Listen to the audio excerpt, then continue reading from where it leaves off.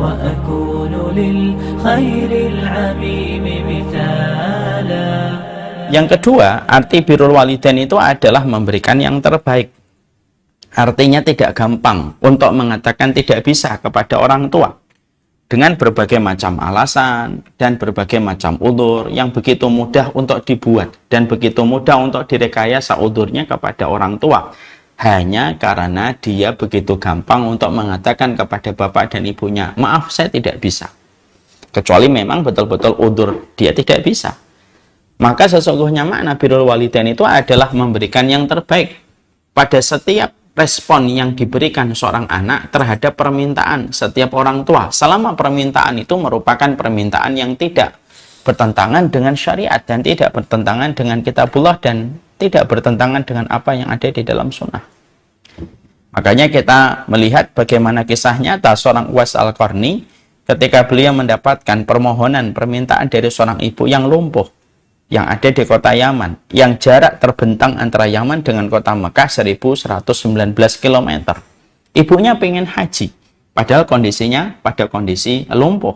Sampai akhirnya Uwais Al-Qarni tidak menampik perkataan dan permintaan dari ibunya, tidak mengatakan kepada ibunya bahwasanya haji sudah tidak wajib bagi ibu karena ibu sudah lumpuh. Karena sesungguhnya syaratnya haji itu mampu, dan salah satu makna mampu itu mampu secara kesehatan. Sama sekali Uwais Al-Qarni tidak memberikan alasan-alasan itu. Kalaupun Uwais Al-Qarni menyampaikan alasan itu pun diterima, karena memang pada hakikatnya memang ibunya Uwais Al-Qarni itu memang sudah tidak diwajibkan untuk haji dengan kondisinya beliau yang lumpuh. Tapi yang justru dilakukan oleh Uwais Al-Qarni yang menjadikan Allah ridha kepada Uwais Al-Qarni berlatih. Beliau sebelum berlatih, beliau membeli anak sapi, beliau latih dirinya untuk naik turun bukit, supaya betul-betul melatih masa ototnya, bagaimana mengasah energinya, sampai ketika beliau merasa sudah kuat dan sudah saatnya, beliau menggendong ibunya 1119 km dari Yaman menuju ke Mekah, balik lagi 1190 km dari Mekah menuju ke Yaman, dan itu dibuktikan oleh Uwais Al-Qarni supaya memberi arti kepada kita. Arti birrul walidain itu adalah memberikan yang terbaik dan tidak gampang menolak permintaan dan permohonan mereka. Dan itulah baru disebut dengan birrul walidain. Sekarang kita sering menjumpai banyak anak itu suka berkata, saya nggak bisa bu, saya nggak bisa pak. Begitu mudah bersembunyi di balik setiap alasan yang dia miliki ketika sudah berbicara pada permintaan dan permohonan seorang bapak dan seorang ibu. Terkadang kita juga menjumpai karena alasan-alasan yang remeh, alasan hobi, alasan bermain, ataupun alasan-alasan yang sebenarnya masih bisa untuk dipending, untuk mendahulukan dan memprioritaskan apa yang menjadi urusan orang tuanya.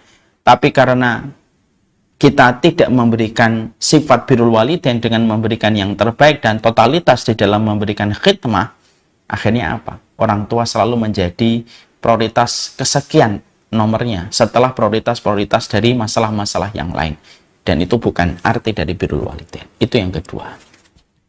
Sekarang mari kita bahas yang ketiga. Para ulama lalu mengatakan arti birrul walidain yang ketiga yaitu adalah bagaimana setiap anak ketika mereka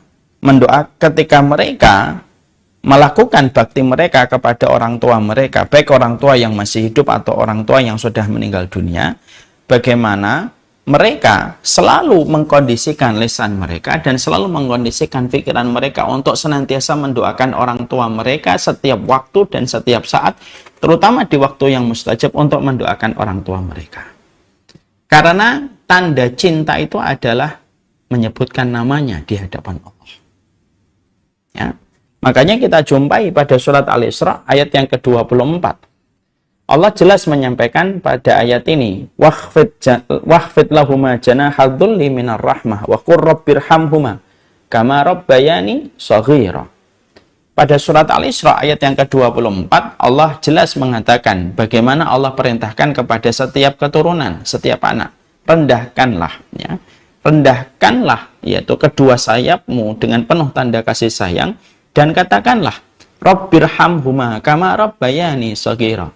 Ya Allah, rahmatilah kedua orang tua kami sebagaimana mereka telah menyayangi kami, merahmati kami di waktu kami pada kondisi masih belia.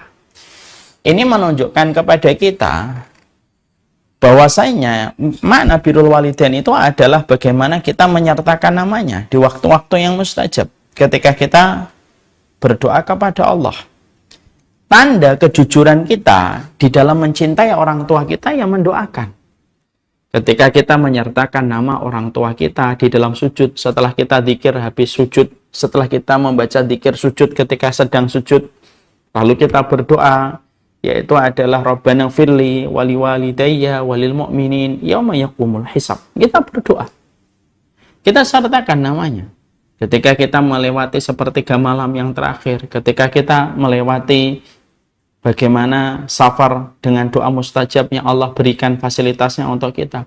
Di semua waktu yang mustajab kita selalu mengingat mereka, mengingat apa yang telah mereka lakukan pada kehidupan kita, dan kita sertakan nama mereka ketika kita mendoakan mereka. Dan itu merupakan salah satu bentuk dari birrul walidain. Ya, makanya kita tentunya sangat kenal sekali dengan sebuah riwayat bagaimana kita menjumpai dan bagaimana kita mendapati ada seorang wanita yang ditinggikan derajatnya di surga, ditinggikan derajatnya di surga. Maka wanita ini bertanya kepada Allah, apa yang menjadikan saya masih ditinggikan derajatnya di surga padahal saya sudah meninggal dunia? Apa amalan yang membuat saya mendapatkan fasilitas untuk terus ditinggikan di dalam surga? Maka pada saat itu dijawab, bi-istighfari ibnik, ya ini adalah karena permintaan ampunan yang disampaikan oleh anakmu, permintaan ampunan itulah yang menjadikan selalu engkau ditinggikan derajatnya di surga. Inilah yang menjadikan akhirnya kita paham tentang masalah ini. Ya. Jadi mendoakan itu merupakan salah satu di antara perkara besar. Karena terutama ketika kita sudah mendapati orang tua kita meninggal dunia, kalau sudah mendapati orang tua kita meninggal dunia, maka sesungguhnya setiap teriakan kita tidak akan pernah terdengar oleh telinga orang tua kita. Setiap isak tangis kita tidak akan pernah nyampe kepada orang tua kita. Tapi setiap lirihnya kita berdoa untuk mereka, walaupun tidak sekeras teriakan dan isak tangis manusia ketika ditinggalkan orang tuanya, doanya itu terdengar oleh orang tua mereka. Itu terdengar oleh orang tua mereka. Dan itulah yang seharusnya kita berikan terus prioritas kita. Mendoakan mereka setiap waktu, mendoakan mereka setiap saatnya.